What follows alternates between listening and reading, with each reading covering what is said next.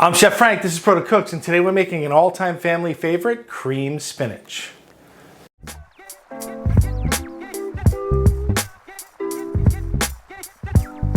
Cream spinach is a great side to make in kind of bulk for a large crowd. It freezes well, it's easy to reheat, and it is delicious. So let's get into it. For my cream spinach, this is what you're gonna need. Chicken stock, cream, flour, cream cheese, frozen chopped spinach that has been defrosted, garlic, butter, milk, onion, and grated Parmesan cheese. For my cream spinach, I'm using frozen chopped spinach that I've defrosted in the fridge for a couple days, just to make sure it's not icy. Now people would say, hey chef, why are you using a frozen product? Blah, blah. Listen, frozen products are really good. Some canned products are really good. And I don't shy away from that stuff. There's no shame in that. This is a bit of a convenience product, right? If I had to take spinach that was fresh, I might have to wash it, then I have to chop it. I don't want to be bothered with that, right? So that's why I chose to use this. And it's perfectly delicious. Don't be afraid to use good convenience products. Spinach in general has a ton of water in it, right? So I like to use the frozen spinach, but you do have to squeeze some of the water out. If you use fresh spinach, you have to make sure that your sauce is really thick so that when it kind of lets its water out, it's not soupy, okay? So what I do with the frozen spinach here is I'm gonna probably do this in 2 batches. Into a kitchen towel, get a clean kitchen towel, right? It's a little bit messy, right? But what I'm gonna do is take this, put it in my clean kitchen towel and squeeze out, not all the juice, but a fair amount of the juice. I want it to be fairly dry, you know? So just squeeze out some of that juice. We don't want it to be watery. All right, just so it's not flowing, and then it goes into your bowl. All right, and once your spinach is squeezed out, just put it aside and we'll get to it later. One of the other things I use for my cream spinach is onions and garlic, and I just get a peeled onion, and this is kind of a small onion, and I'm just gonna chop it. This goes into the sauce. And I'm not too worried about how I chop it because I'm gonna puree the sauce up. So with my garlic, I'm just gonna give it a whack. Some chefs hate it when chefs do this. I don't have a problem with it. Fact of the matter is when you process, the more you process garlic, the stronger it gets. I tend not to process my garlic too much, but if you finely chop your garlic, it's almost the same effect as smashing it on your board. Once you have all of your ingredients together, or your, what is it? Mise en place. This actually goes together pretty quick, right? So I'm gonna put my butter in. So if you wanna know how much of everything I put in, check the description. So I get my butter in. I'm using my nice, it's like a nice cast iron enamel pot. You can use whatever pot you have. I don't really want to brown my butter at all. I just really want it to melt. I'm going to add my onions. And I'm going to add these without any color. I'm going to cook these basically without any color, which is basically called sweating, right? We just want to get most of the moisture out and make sure that they're not raw. I put a nice hefty pinch of salt in there. That's going to draw out some of the moisture.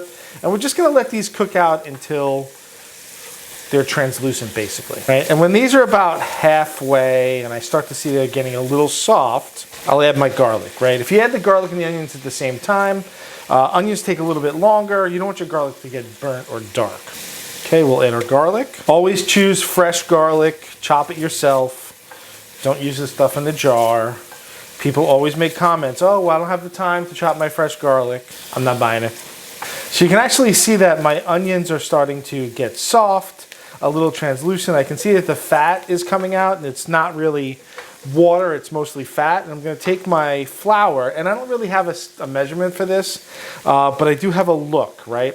I want this roux, it's basically a roux, to look like wet sand, okay? I don't wanna see any visible fat on the bottom here. I wanna just kind of put it until I have like this wet sand consistency.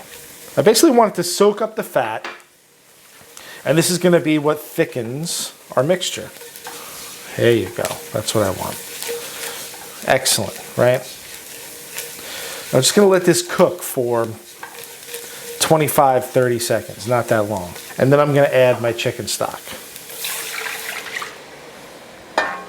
I'm just gonna get my whisk in there and just break it up. Just make sure there's nothing sticking to the sides. I love the heat-proof rubber spatulas because it gets in all the corners. And I'm just gonna let this kind of start to come up to a little bit of a simmer. You can see that it's starting to thicken already. I think I'm gonna add my milk now.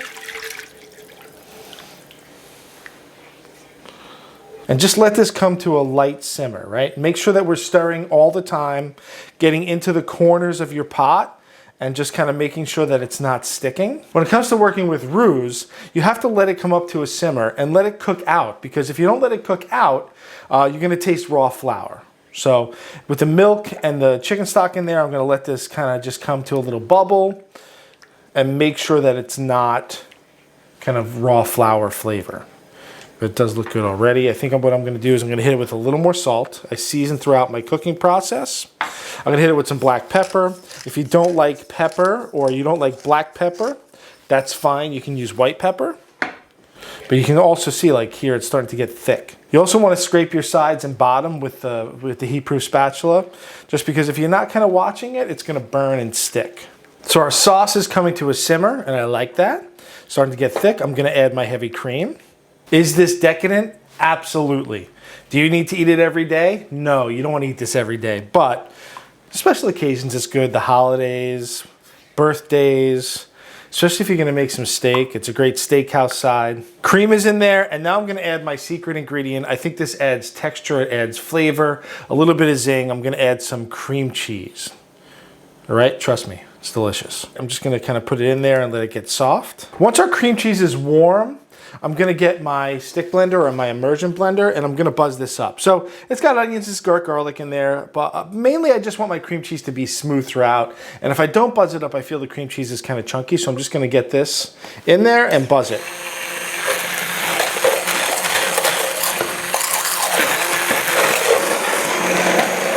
Okay, that's great. Puree it up nice and smooth. Sauce is coming up to a light simmer. I can start to see the bubbles. And it's time to add the spinach. And then we're gonna break it up. And make sure that it's broken up really well and that you stir it in. Yes, there's a lot of sauce to spinach, but that's what we want, right? This is cream spinach. This isn't spinach with a little bit of cream. You can see that if we didn't squeeze this out and get all the moisture out, this would be super, super wet and a little too soupy. So if you're using fresh spinach, you want to basically make that first sauce or that bechamel or velouté really thick if you don't want to have to squeeze the spinach out. All right. Let's come back to a simmer. I'm going to shut my heat off and I'm going to add my grated cheese. And there's a fair amount of grated cheese here, right? And what the grated cheese does is it gives it a nice kind of savory flavor, but it also helps tighten it up. So if it's a little on the loose side, the grated cheese is gonna bring it kind of together and make it tight. I don't want this to be so tight that it stands up on the plate, but I don't want it to be wet and sloshy, and that's what we're gonna do. I like to turn the heat off when I add the cheese because I don't necessarily really wanna cook the cheese. This reheats really well, but you wanna be careful not to let it come to like a hard boil or a hard simmer when you reheat it. You wanna kind of reheat it gently. You can bake it in the oven. You can put it in a pot or a double boiler, and it just reheats really well. All right, I'm gonna put a little more pepper in because I love my black pepper. I'm gonna add a little more salt. Okay, let's check for seasoning. Make sure you have your handy dandy Star Wars tasting spoon. I think it needs just a touch more. Remember, I'm using kosher salt, so if it looks like a lot, it really isn't because it's big crystals. Okay, let me put this into a bowl and let's really taste it. Okay, let's give it a taste. Look at that. Look at the texture of that. There's a little bit of a cheese pull. I don't mind that. I don't hate that. The spinach is chopped, so I'm not getting like long strands of spinach. Okay, super creamy.